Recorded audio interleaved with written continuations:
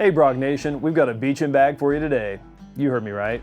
Or did you? Let us introduce the Blue Ridge Overland Gear Beach Bag.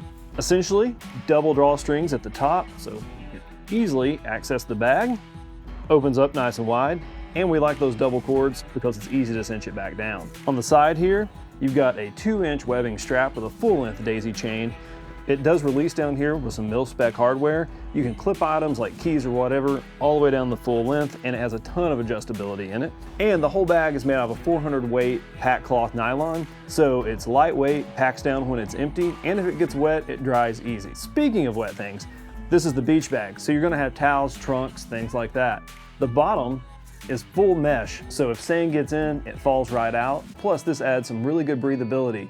We've probably been there where you stuff a towel down in a backpack or a duffel, you zip it up, it's nice and airtight, except that's not a good thing. And the next time you open your bag, it's musty, moldy, gross. You can forget about a towel in here or some wet beach shoes or something like that, and they're gonna continue to breathe and dry out. Speaking of the inside, we've got an interior zip pocket.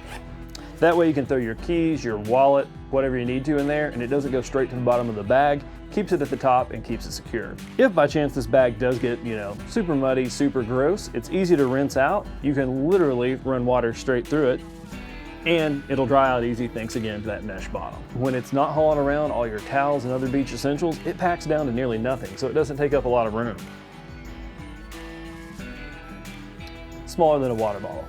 As always, made right here in Virginia at the Blue Ridge Overland Gear shop. Lifetime warranty, USA made materials. You can find this and other great gear at blueridgeoverlandgear.com. Cow with no arms and no legs?